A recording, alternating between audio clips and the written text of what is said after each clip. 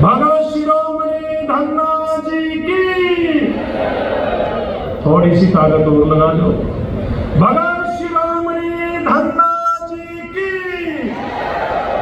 सभी साधु संतों की, भारत माता की। सर्वप्रथम तो मैं आप सब बुजुर्गों को, माताओं को, बहनों को, भाइयों को, सबको भगत शिरोमणि धन्ना जी की 611वीं जयंती की बहुत बहुत बधाई देता हूं, बहुत बहुत शुभकामनाएं देता हूं। एक बधाई मैं और देता हूं आप सबको।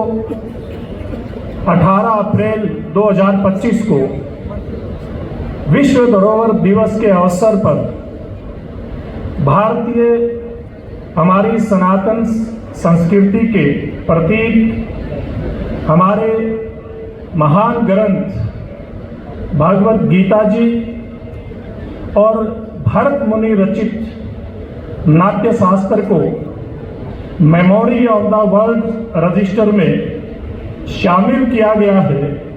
इस प्रकार से भारत की पुरानी जितनी भी इस प्रकार की विरासतें इसके अंदर रजिस्टर थी, दो बड़ी और ये हमारी जो महान रचनाएं हैं ये उसके अंदर शामिल हुई है।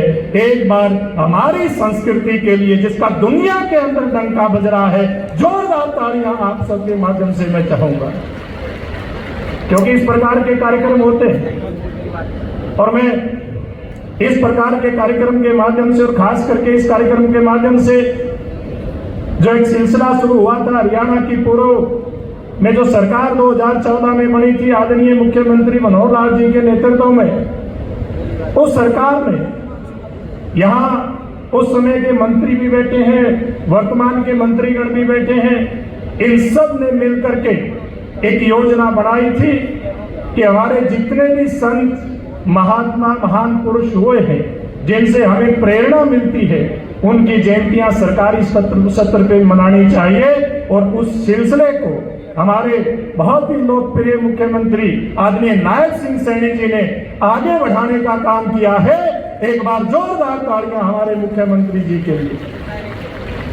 मैं ज्यादा लंबी बात नहीं करूंगा क्योंकि मैं तो इस कार्यक्रम के आयोजन के लिए पिछले कई दिनों से लगभग 10 जिलों में जाकर के बैठ के लेकर के आया था, सामाजिक संगठनों से मिलकर के आया था, खास मुखियाओं से मिलकर के आया था, उनसे एक आग्रह किया था कि आकर के इस कार्यक्रम की शोभा बढ़ाएं। और आज मुझे लगता है कि पूरे हरियाणा प्रदेश से किस प्रकार से आज इतनी बड़ी संख्या में आप लोग निकल करके आए हैं और आदरणीय मुख्यमंत्री जी को आप आशीर्वाद देने के लिए आए हैं, ताकि और ताकत के साथ आप लोगों की सेवा ये करते रहे, भक्तजनों की सेवा ये करते रहे।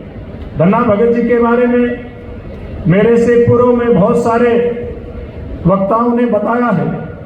मैं तो केवल इतना कहना चाहूंगा कि भगत शिरोमणि धन्ना जी ने अपनी भक्ति से स्वयं भगवान कृष्ण को प्रकट किया था और हम उसी धरती पे धन्ना भगत जी की जयंती मना रहे हैं जहां से कर्म का संदेश भगवान श्री कृष्ण जी ने पूरी दुनिया को देने का काम किया था। उसी कर्म के संदेश के आधार पर भगत शिरोमणि धन्ना जी ने किस प्रकार से समाज के अंदर अलग जगाई थी, वही दौर था। उस दौर के अंदर किस प्रकार से हमारी संस्कृति के ऊपर हमले हो रहे थे, किस प्रकार से बलात् हिंदुओं को औरंगजेब जैसे क्रूर शासकों के द्वारा धर्मांतरण करके मुस्लिम बनाया जा रहा था। उसी कड़ी के अंदर बहुत ही बड़े विद्वान संत रामानंदाचार्य जी के शिष्य के रूप में उन 12 शिष्यों की जो एक लड़ी थी, वो सुंदर लड़ी थी। कबीर साहब से लेकर के रविदास जी, रस खान जी और सबसे छोटी उम्र के धन्ना जी थे, तो उनसे शिक्षा दीक्षा लेकर के कैसे समाज के अंदर जो उस समय में जहर घोड़ा जा रहा था उसको ठीक करते हुए और समाज के अंदर समरसता का काम करें, इस प्रकार की अलग जगाने का काम उस समय में भगत शिरोमणि धन्ना जी ने किया था।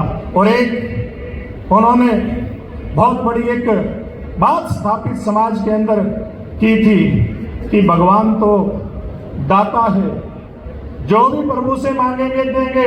भगवान कृष्ण से जो भी धन्ना भगत जी ने मांगा सब प्राप्त हुआ, लेकिन वो अपने लिए कुछ नहीं मांगा, वो समाज के लिए मांगा। भयंकर अकाल के अंदर जब उन्होंने भगवान से प्रार्थना की तो किस प्रकार से उन्होंने आम समाज के लिए, साधु संतों के लिए अन्न की व्यवस्था की थी। तो भगवान दाता है तो किसान अन्नदाता है, क्योंकि धन्ना भगत जी किसान थे, एक साधारण किसान के परिवार के अंदर पैदा हुए थे। मैं ज्यादा ना कहता हुआ, आप सब लोग यहाँ बहुत सारे नेताओं के मुखारबिंद से आपने धन्ना भगत जी के जीवन के बारे में सुना है, बहुत कुछ और सुनेंगे।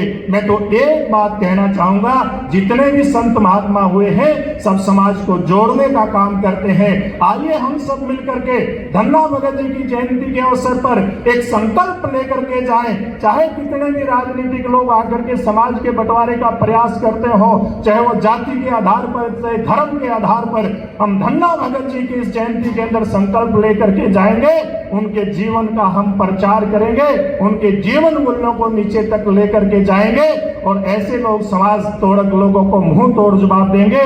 और मैं अंत में सरकार से यानी कि मुख्यमंत्री जी से मैं प्रार्थना करके अपनी बात को समाप्त करूंगा कि आप धन्ना भगत जी के जीवन के बारे में कुछ ना कुछ हमारे पाठ्यक्रम में जो पुस्तकें हैं उनके अंदर भी जोड़ने का काम करें, ताकि हमारा समाज और खास करके जो भावी पीढ़ियां हैं वो उनके जीवन से प्रेरणा ले सके।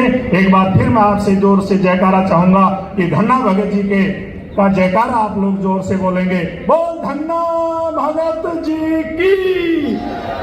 आप सबका बहुत बहुत धन्यवाद।